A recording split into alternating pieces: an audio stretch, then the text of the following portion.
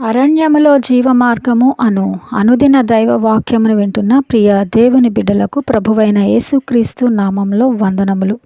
ఈ దినం దేవుని వాక్యం మార్కు సువార్త 9వ అధ్యాయం 23వ వచనం. నమ్ముట నీ వలనైతే నమ్ము వానికి సమస్తమును సాధ్యమే.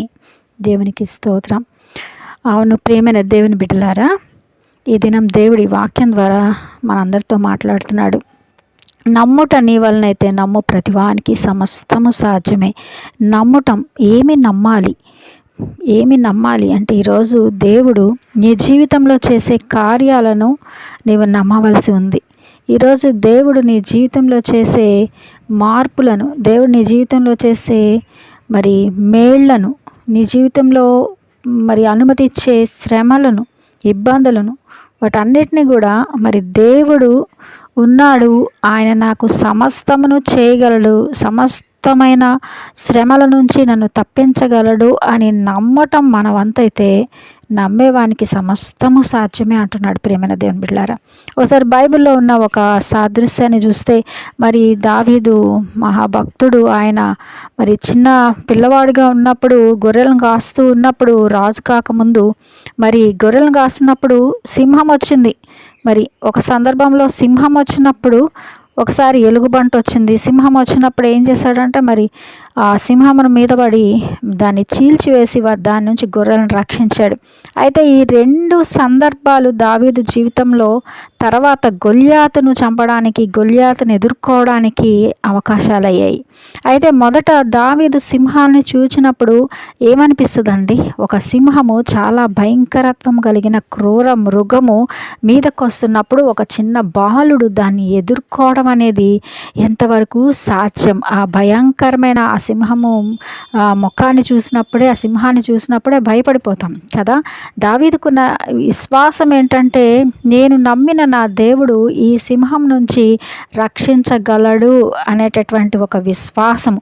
ఆ విశ్వాసమే ఆ రోజు దావీదు తన గొర్రెల్ని కాపాడుకోవాలి ఈ సింహము నుండి అనే ఒక దృఢ నిశ్చయము. ఆ రెండు ఆ రోజు దావీదు సింహం మీదకి వెళ్ళిపోవడానికి కారణమైంది. ఎప్పుడైతే సింహంను వెళ్ళి పట్టుకున్నాడో, దాన్ని ఎదుర్కోవడానికి ప్రయత్నించాడో, దేవుడి యొక్క సహాయం అక్కడ సింహము నోటిని చీల్చివేసే శక్తిని దేవుడిచ్చాడు. ప్రియమైన దేవుని బిడ్డలారా, ఈరోజు నీకు సింహము లాంటి శ్రమలు, సింహము లాంటి భయంకరమైన భయాన్ని కలిగించే పరిస్థితులు నీ చుట్టూ ఉన్నాయేమో, నీకు ఎదురవుతున్నాయేమో. అయితే వాటిని చూచి నువ్వు భయపడి ముందు అడుగులు వేయలేక వెనక్కి వెళ్ళే కొద్దీ నీకు ఆ శ్రమ, ఆ ఇబ్బంది, ఆ పరిస్థితి, ఆ సమస్య నిన్ను ఇంకా వెంటాడుతూ ఉంటుంది. ప్రియమైన దేవుని బిడ్డలారా, ఎప్పుడైతే దేవుని మీద విశ్వాసం ఉంచి నేను నమ్మిన నా ప్రభువు నన్ను దీని నుంచి కాపాడగలడు, ఈ సమస్య నుంచి బయటికి తేగలడు, ఈ పరిస్థితిలో నాకు సహాయం చేయగలడు అని ఎప్పుడైతే నమ్ముతావో, దేవుని మీద విశ్వాసం ఉంచుతావో, ఆ నమ్మటం ఏమవుతుందట, నువ్వు సమస్తము నీకు సాధ్యమవుతుంది. ఎలా అంటే ఆ సమస్యను ఎప్పుడైతే నువ్వు ఎదుర్కోవడానికి ప్రయత్నిస్తావో, దేవుని మీద భారం వేసి, ఆ సమస్య నీకు నీ ముందు నుంచి చాలా సులభంగా అది వెళ్ళిపోద్ది. ఎందుకంటే ఆ సమస్య కంటే నువ్వు నమ్మినటువంటి దేవుడు గొప్పవాడు. ఆ సమస్య కంటే నువ్వు విశ్వసిస్తున్న దేవుడు శక్తిమంతుడు. ఆ సమస్య ఆయన దృష్టిలో చాలా చిన్నది. ప్రియమైన దేవుని బిడ్డలారా, కాబట్టి ఈరోజు దేవుడు చెప్తున్నాడు, నమ్ముట నీ వలనైతే నమ్ము ప్రతివానికి సమస్తము సాధ్యమే. ఈరోజు నువ్వు దేవుని నమ్మవలసి ఉంది, విశ్వాసం ఉంచాలి. విశ్వాసం అనేది నిరీక్షింపబడు వాటి యొక్క నిజస్వరూపము, అదృశ్యమని ఉన్నవనుటకు రుజువు. ఈరోజు నీ ముందు ఏమీ కనబడకపోవచ్చు, నీకున్న అప్పుల బాధ, నీకున్న వ్యాధి, ఏమాత్రం కూడా పరిస్థితులు చక్కబడే పరిస్థితి నీ కళ్ళ ముందు నీకు కనబడకపోవచ్చు. కానీ విశ్వాసం, దేవుని మీద విశ్వాసం అనేది అదృశ్యంగా అది అక్కడ జరిగిపోయింది, అక్కడ నీకు ఒక మేలు దాచి ఉంది అని చెప్పడానికి రుజువు. ప్రియమైన దేవుని బిడ్డలారా, కాబట్టి అటు విశ్వాసం ఈరోజు దేవుని మీద ఉంచి ముందుకు కొనసాగాలని దేవుడిచ్చిన ఈ మాటలను బట్టి దేవునికి వందనాలు.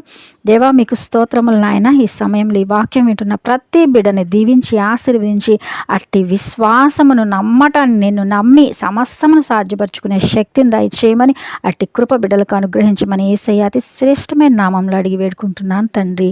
ఆమేన్. Praise the lord. అందరికీ వందనములు.